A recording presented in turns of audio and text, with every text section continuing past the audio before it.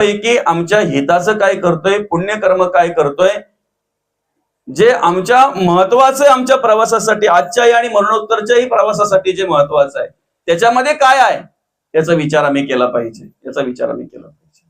बरं का मौली. हल्ली माणूस आहे ना देवाला कमी घाबरतोय. जर घाबरत असताना तर मंदिरांमध्ये कॅमेरे लावायची गरज लागली नसती. आज मस्जिद, मंदिरामध्ये, धर्मस्थळामध्ये, तीर्थक्षेत्री जे कॅमेरे आम्हाला पाहायला मिळतात त्याला कारण काय बरं? माणूस कर्माला घाबरत नाही, देवालाही घाबरत नाही. पण एक तरी माणूस मला असा दाखवा जो मृत्यूला घाबरत नाही. एक तरी माणूस असं मला दाखवा तो मृत्यूला घाबरत नाही. बरं का? मृत्यूला सर्वच घाबरत असतात. आणि मग कुठेतरी भीती दाखवली माणसाच्या मनामध्ये की मग तो त्या ठिकाणी विचार करत असतो, नको बाबा असं आहे का, अशापासून असं आहे का, तशापासून तसं आहे का. मग त्याला ते कळत असते, मग त्या ठिकाणी त्याची ती भीती निर्माण होत असते. आम्ही विचार केला पाहिजे की जो देव आम्हाला सांभाळतोय, जे देव आम्हाला आमचं सगळं काही कार्य करतोय, तो देव बाहेरही चराचरामध्ये भरलेला आहे. सर्व खलिदम ब्रह्मा अशा प्रकारे म्हटलेलं आहे. विष्णुमय जग वैष्णवांचा धर्म, भेदाभेद भ्रम अमंगळ. विष्णुमय जग वैष्णवांचा धर्म, भेदाभेद भ्रम अमंगळ. सर्वत्र तो देव आहे. जो सर्वत्र आहे तोच आमच्या मनामध्ये, आमच्या अंतःकरणामध्ये आहे. बरं का मौली? ज्याला कळलं ना त्याच्याकडून चुकूनही वाईट कर्म घडणार नाही. मला सांगा, चोरी करणारा चोर चारही बाजूला आधी निरीक्षण करतो. कसलं बरं? चोरी करण्याच्या आधी मला कोणी पाहत तर नाही ना, आणि त्याची खात्री झाल्यानंतर, पाहत नाही कोणी याची खात्री झाल्यानंतर तो चोरी करायला जातो. वाईट कर्म करणारा मनुष्य आधी चारही बाजूला पाहतोय, ही वाईट कर्म करतोय, ही घाण मी करतोय, ही पापकर्म मी करतोय, कोणी मला पाहत तर नाही ना. त्याची खात्री त्याला झाली की मग तो त्या ठिकाणी ती वाईट कर्म करण्यासाठी प्रवृत्त होतो, पुढे जातो. ज्या दिवशी आमच्या अंतःकरणामध्ये हा विचार असेल की आम्हाला बाहेरचा जरी कोणी पाहत नसेल, व्यक्तिशः जरी कोणी पाहत नसेल, व्यक्तीच्या रूपाने जरी कोणी पाहत नसेल, तरी प्रत्येकाला चालवणारा अव्यक्त भगवंत माझ्या अंतःकरणामध्ये आणि तो अंतरात्मा मला पाहतोय, ज्या वेळेला ही जाणीव आमच्या अंतःकरणामध्ये निर्माण होईल ना, त्यावेळेला चोरी करणाऱ्या चोराच्या मनामध्ये सुद्धा परिवर्तन झाल्याशिवाय राहणार नाही. वाईट कर्म करणाऱ्या माणसाच्या मनामध्ये सुद्धा परिवर्तन झाल्याशिवाय राहणार नाही. फक्त आम्ही अंतःकरणामध्ये एक विचार केला पाहिजे, पाहणारा माझ्या आतमध्ये आहे. काय म्हटलेलं आहे? चोरून गुप्त रूपे करावे. कसं म्हटलेलं आहे बघा, चोरून गुप्त रूपे करावे ते आत्मयास होते ठावे. अहो, चोरी करायचं लांब गेलं, ज्या वेळेला प्लॅनिंग करतो ना त्याच वेळेला त्याला पकडलेलं आहे. बरं का मौली? चोरी करायचं लांब गेलं, ज्या वेळेला तो प्लॅनिंग करतो ना त्याच वेळेला भगवंताने त्याला पकडलेलं आहे, देवाने त्याला पकडलेलं आहे. बरं का मौली? देवाने त्याला पकडलेलं आहे. एखादा पाप कर्म जो करतोय की नाही, एखादा वाईट कर्म जो करतोय की नाही, ती कर्म करायची लांबच गेली, करण्याच्या आधीच विचार त्याच्या अंतःकरणामध्ये जेव्हा आला ना तेव्हाच त्याला पकडलेलं आहे, तेव्हाच ते माहिती झालेली आहे त्या देवाला. बरं का मौली?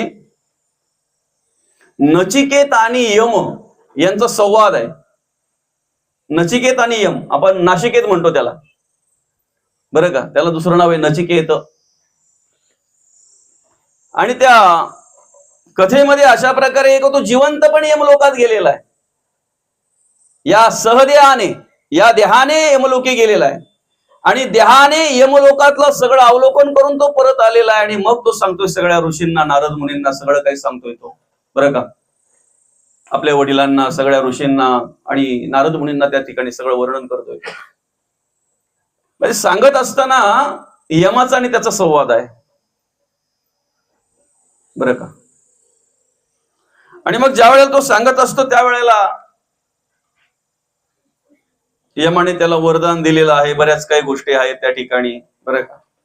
पण महत्वाचं काय माहिती आहे की ज्या वेळेला यमाचा आणि दूतांचा संवाद येतोय त्या कथेमध्ये, त्यावेळेला दूत विचारतायत आम्ही कोणाला आणायचंय, यमदूत आम्ही कोणाला आणायचंय. त्यावेळेला मग यम सांगतायत जे अधर्म करतायत, अनितीने जगतायत. बरं का मौली, जिथे भ्रष्टाचार आहे, अत्याचार आहे, हिंसाचार आहे, एकनिष्ठता नाहीये, महिलेची किंवा पुरुषाची, भक्ताची किंवा दासाची किंवा साधकाची, काही पण असू द्या, एकनिष्ठता नाहीये, त्यांना तुम्ही घेऊन यायचं आहे. जे वाईट कर्म करतायत, जे दुसऱ्याच्या धनीची अपेक्षा करतायत, जे परश्रीकडे वाईट नजरेने पाहतायत, जे भ्रष्टाचार करतायत, अत्याचार करतायत, हिंसाचार करतायत, जे पाप कर्म करतायत, जे अनितीने वागतायत, जे अधर्माने वागता आहेत, त्यांना तुम्ही आणायचं आहे. बरं, त्यांना आणताना मागचा पुढचा विचार करायचा नाही. तुम्हाला जसं पाहिजे तसं आणायचंय, मारी झोडीत ओढत ताणत जसं पाहिजे तसं आणायचंय तुम्ही. बरं का. मग त्याच्यानंतर सांगितलं आम्ही आणायचं नाही कोणाला. धर्म कार्य करणारे जे आहेत त्यांना तुम्हाला हात लावण्याचा अधिकार नाही. नीतीने जे जगणारे आहेत, नीतीने जे वागणारे आहेत, देवकार्य जे करणारे आहेत, जे शैव असतील, जे वैष्णव असतील, जे देवाचे भक्त असतील, साधक असतील, जे देवाचे सेवक असतील, त्यांना तुम्ही हात लावायचं नाही. अशा प्रकारे त्या ठिकाणी ते वर्णन केलेलं आहे.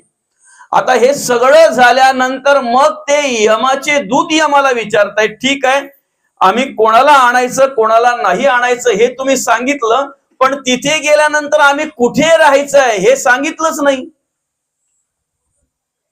आम्ही मृत्यू लोकामध्ये गेल्यानंतर राहायचं कुठे. त्यावेळेला बऱ्याचशा प्रकारचं वर्णन केलेलं आहे. यमदूत कुठे कुठे असतात. ज्यांच्या घरात दिवा लागत नाही त्यांच्या घरात यमाचे दूत वास्तव्य करतात.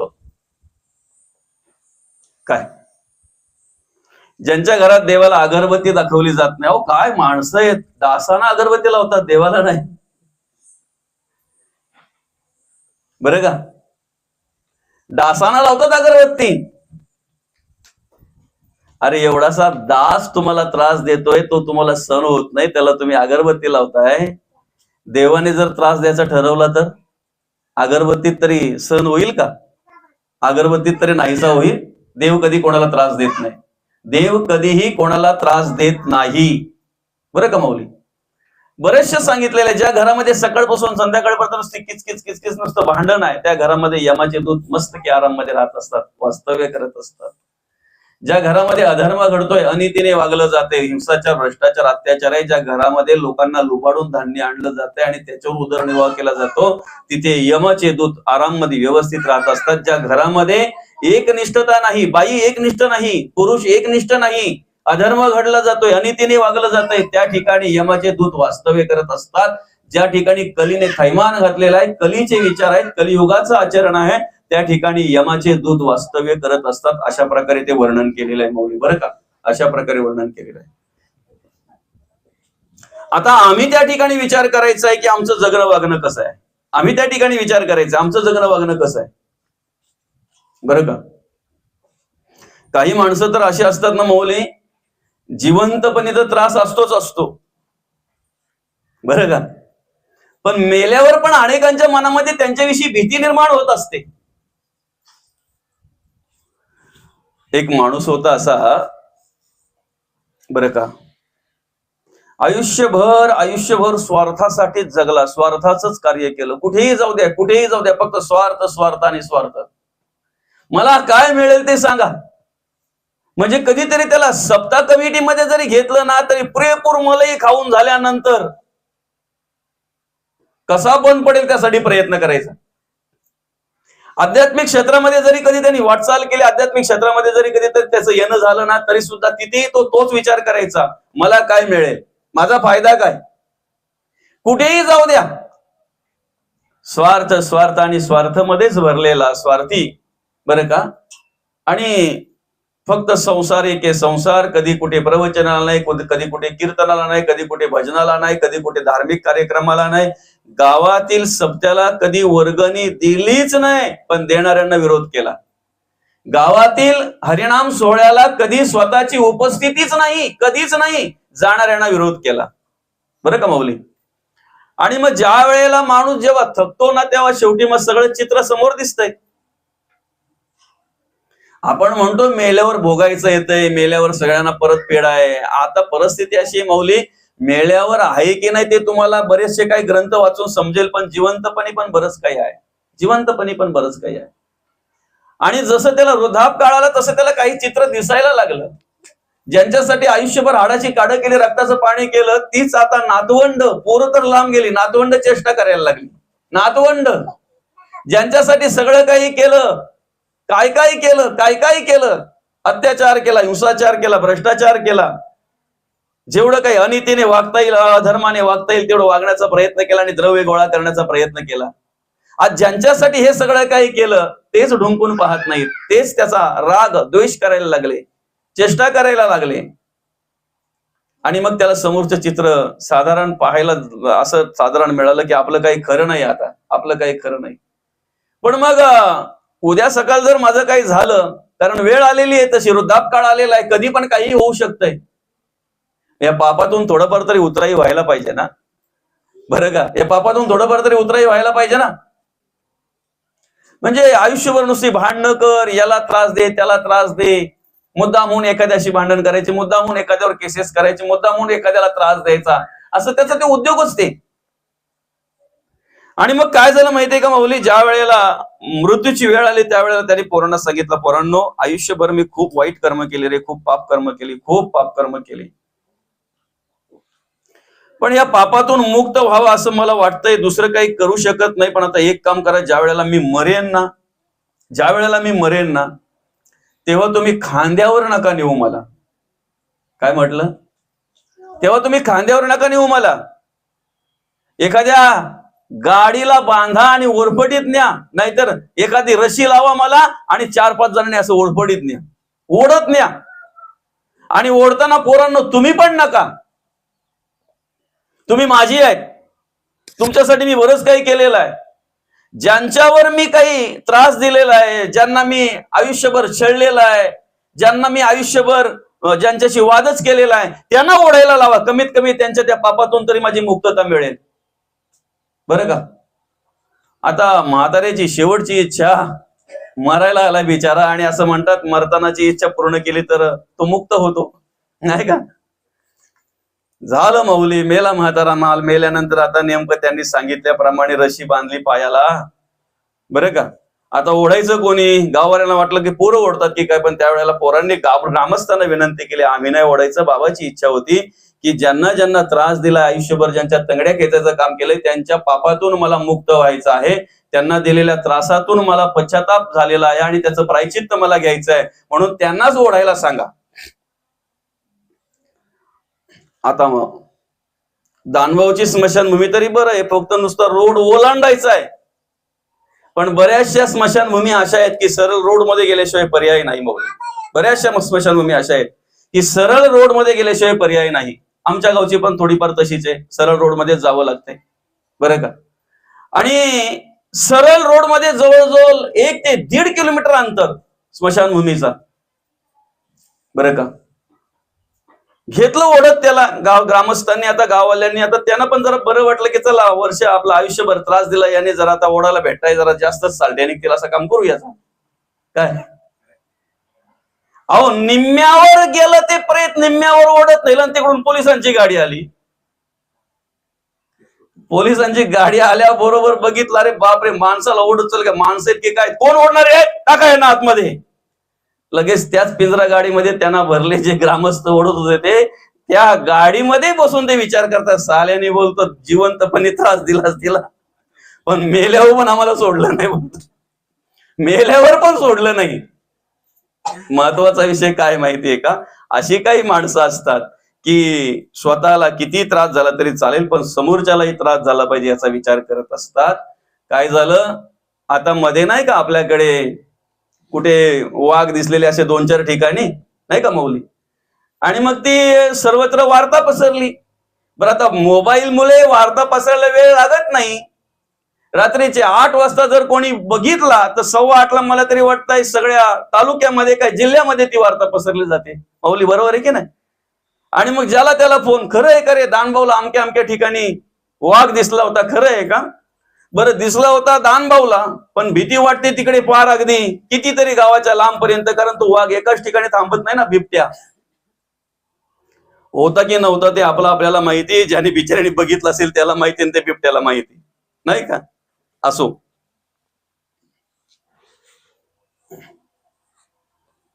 आणि मग तसं ज्या वेळेला त्या गावामध्ये वार्ता पसरली, जंगलामध्ये बिबट्या आलाय, आपल्या बरेचशा बैल वासरू खाल्ले, बरेचशी कुत्री नेली, काही बरंच काय काय काय काय अगदी रात्रीचे शेतावर येतोय तो.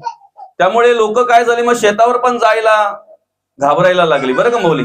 शेतावर पण जायला घाबरायला लागली. काही काळांतराने अशी परिस्थिती झाली की त्याला बाहेर काही मिळत नाही, म्हणून मग त्याने गोठ्यातून काही वासरं नेली, गोठ्यातून काही गावातून कुत्री नेण्याचा प्रयत्न केला. आणि मग मात्र अशी परिस्थिती निर्माण झाली की त्या ठिकाणी घरातून पण कोणी बाहेर पडत नाही, घरातून पण कोणी बाहेर पडत नाही माऊली, बरं का? घरातून पण कोणी बाहेर पडत नाही, अशी परिस्थिती झाली. आता त्याच गावामध्ये एक जण असा होता का पक्का त्रासलेला होता, गावाला खूप त्रासलेला होता, बरं का? कोणाशीच चांगलं नाही त्याचं, गावातल्याशी चांगलं नाही, नातेवाईकाशी चांगलं नाही, शेजाऱ्यांशी चांगलं नाही, कुटुंबदारांशी चांगलं नाही. इथपर्यंत ठीक आहे, घरातल्यांशी पण चांगलं नाही, घरातल्यांना पण त्रासलेला वैतागलेला माणूस, कुटुंबदारांना त्रासलेला वैतागलेला माणूस, बरं का? आणि नेमकं काय झालं माहितीये का? दुपारच्या वेळेला जेव्हा घराच्या बाहेर कोणी पडत नाही, अशा वेळेला तो घराच्या बाहेर निघाला आणि गावातून आवाज देत चालला, तो आवाज देत निघाला, चाललो मी, म्हणजे कुठे? जंगलात चाललो. अरे बिबट्या आलाय, वाघ आलाय, खाईल तुला, त्यासाठीच चाललोय. अरे मला गाववाल्यांनी खूप त्रास दिलाय, मला शेजाऱ्यांनी खूप त्रास दिलाय, मला कुटुंबाने खूप त्रास दिलाय, मला घरातल्यांनी खूप त्रास दिलाय, घरातल्यांनी सुद्धा मला त्रास दिलाय, आणि म्हणून मला नाही राहायचं, मी चाललो. अरे पण बिबट्या खाईल ना दादा तुला, वाघ खाईल ना तुला, त्यासाठीच चाललोय. कशासाठी? आज जर मला वाघाने खाल्लं आणि वाघाच्या तोंडाला जर माणसाचं रक्त लागलं, आता पुढचं पण सांगायला पाहिजे का तुम्हाला? तो हळूहळू गाववाल्यांना संपील, शेजाऱ्यांना संपील, कुटुंबदारांना संपील. म्हणजे मी गेलो तरी चालेल, एकदाच माझं रक्त फक्त वाघाच्या तोंडाला लागलं पाहिजे. एकदा वाघाच्या तोंडाला माझं रक्त लागलं की तो हळूहळू गावात येऊन एक एक गावकरी, एक एक ग्रामस्थ बरोबर कमी करणार आहे.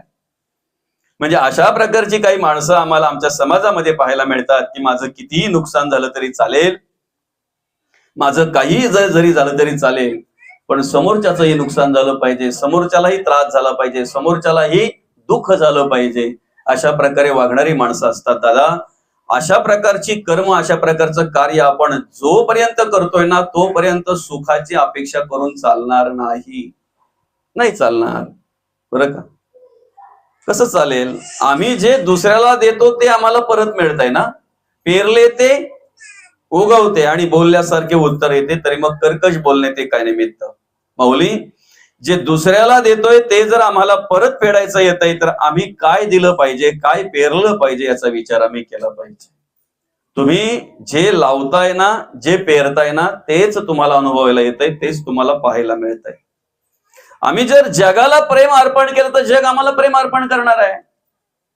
आम्ही जर जगाला सुख देण्याचा प्रयत्न केला तर जग आम्हाला सुख देण्याचा प्रयत्न करणार आहे. पण जगाला जर आम्ही दुःख देण्याचा प्रयत्न केला तर भगवंत परतफेड केल्याशिवाय राहत नाही. आणि मौली, आपण तरी विसरतो, देव कधीच विसरत नाही, देव कधीच विसरत नाही. एखादी गोष्ट आपण विसरून जातो, देवाच्या निदर्शनात आली नाही, देवाच्या डोळ्याखालून गेली, नजरेआड गेली, अशी एकही गोष्ट तुम्हाला पाहायला मिळणार नाही, एकही गोष्ट पाहायला मिळणार नाही.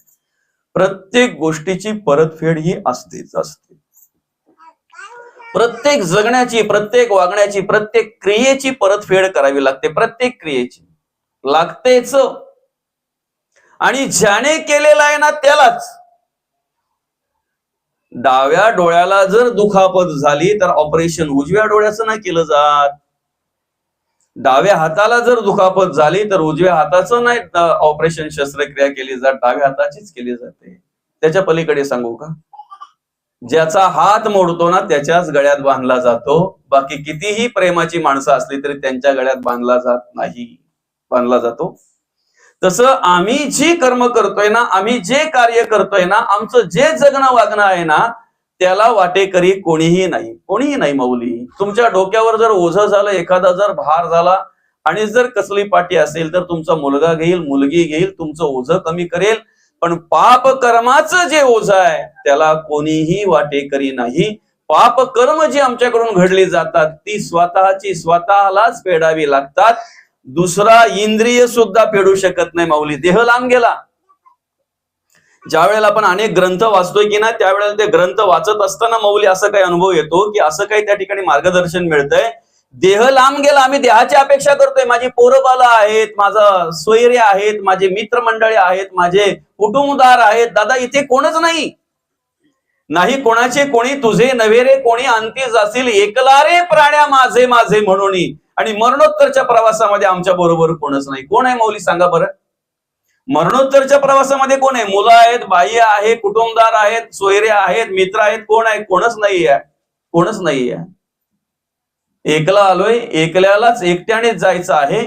मरणोत्तरच्या प्रवासामध्ये व्यक्तिशः आमच्या बरोबर कोण नसतंय, देहाने आमच्या बरोबर कोण नसतंय, जीवात्म्याने आमच्या बरोबर कोण नसतंय. त्या एकच जीवात्म्याला फक्त प्रवास करावा लागतो दादा. पण त्याने आयुष्यभर केलेली पुण्यकर्म आहेत ना, ती पुण्यकर्म त्याच्या बरोबर असतात. त्याला काय म्हणतात? तुम्ही आयुष्यभर जे धर्म करताय ना, ते धर्म तुमच्या बरोबर असतंय. जे धर्म कार्य तुम्ही करतात ना, ते धर्म कार्य तुमच्या बरोबर असतंय. गाठीला तेवढं तरी पाहिजे ना, प्रवासामध्ये गाठीला आपल्या तेवढं तरी पाहिजे की नाही. म्हणून आम्ही काय करायचं आहे, आमचं जगणं वागणं अशा प्रकारे पाहिजे, आमचं राहणं अशा प्रकारे पाहिजे की आता आम्ही जे करतोय ते मरणोत्तरच्या प्रवासामध्ये जर आमच्या बरोबर येत असेल तर आम्ही चांगल्या प्रकारे कार्य केलं पाहिजे, चांगल्या प्रकारे जगलं पाहिजे, चांगल्या प्रकारे वागलं पाहिजे. आम्ही नंतरचा विचार करतोय. इंद्रिय सुद्धा आमची आम्हाला साथ देत नाहीत. काय म्हटलेलं आहे? देहाचा विचार केला, तुम्ही कोणतरी तुम्हाला मदत करेल याचा विचार करताय ना, किंवा कोणतरी पापाला वाटेकर होईल याचा विचार करताय ना, ते तर लांब गेलं. पण एखाद्या डोळ्याने पाप कर्म केलेली दुसरा डोळा सुद्धा फेडू शकत नाही. त्याच्या वेदना दुसरा डोळा घेऊ शकत नाही. एखाद्या हाताने पाप कर्म केले ना, दुसरा हात त्याच्या वेदना घेऊ शकत नाही दादा. एखाद्या पायाने जर पाप कर्म केले तर दुसरा पाय त्याच्या वेदना घेऊ शकत नाही. जर इंद्रियांच्या वेदना घेऊ शकत नाही माऊली, इंद्रिय जर इंद्रियाने केलेल्या पापाला जर वाटेकरी होऊ शकत नाहीत, तर तिथे तुम्ही आम्ही कोण आहेत सांगा ना दादा? कोण आहेत तुम्ही आम्ही? आणि म्हणून मग याचा विचार करून आम्हाला काय करायचं आहे? परिमलू निघाली या पवनापाठी. काय म्हणतायत माऊली? एकदा सुगंध त्या फुलातून निघून गेला की मग ओस मागे ओस फुल राही देठी. ते फुल ओस पडलं जातंय तैसे आयुष्याच्या या मुठी केवळ देह अंतरात्मा निघून गेला की त्याप्रमाणे आमचा देह सुद्धा ओस पडला जातो. ओस पडला जातो ना, नाही का? कितीही प्रेमाची माणसं असू द्यात, कितीही जिव्हाळ्याची माणसं असू द्यात, कितीही जीव लावणारी माणसं असू द्यात माऊली, काही घरापर्यंत असतील, काही दारापर्यंत असतील, काही अंगण्यापर्यंत असतील, काही विसाव्यापर्यंत असतील, काही स्मशानापर्यंत असतील, काही अग्निदेईपर्यंत असतील. एकदा अग्नी देऊन झाली की एकट्यालाच जळावं लागतंय. एकट्याच शरीर त्या ठिकाणी जळत असतंय. एकट्याच आयुष्याचं केलेलं नियोजन त्या ठिकाणी राखरांगोळी होत असते. आयुष्याची केलेली धावपळ त्या ठिकाणी राखरांगोळी होत असते. आयुष्यभर जे काही गोळा करतोय ना, सगळं माऊली त्या ठिकाणी संपुष्टात आलेलं असतंय. सगळं संपलेलं असतंय. आता आपण एक 5 मिनिटात थांबणार आहोत. तत्पूर्वी एक विचार करू. 5-10 मिनिटात थांबू आपण, बरं का माऊली? येताना आम्ही काय बरोबर आणलंय बरं? काय आणलंय आपण बरोबर येताना? कमीत कमी खेळायला लागेल म्हणून कुलकुला तरी आणलाय का? नाही ना? खेळणी तरी आणल्यात काही आपण? करमणुकीला काहीही बरोबर आणलेलं नाही माऊली. जाताना वस्त्र तरी असतं, येताना वस्त्रही नव्हतं.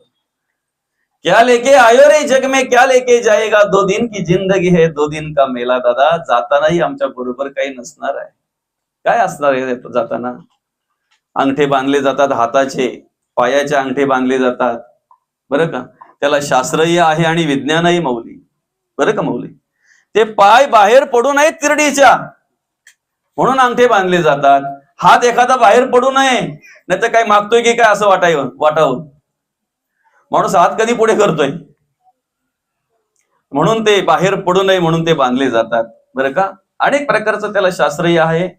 बरं का, महत्वाचा विषय काय आहे की काही आमच्या बरोबर जात नाही, जाताना येतानाही काही बरोबर नसतंय. चांबड्याच्या डोळ्याने बघितलं तर काही नसतंय, पण ज्ञानचक्षुने जर बघितलं तर आमच्या बरोबर प्रारब्ध दिलेलं आहे भगवंताने, संचित दिलेली आहे भगवंताने, आणि म्हणून तर आम्ही जगतोय, वागतोय, क्रिया करतोय. काय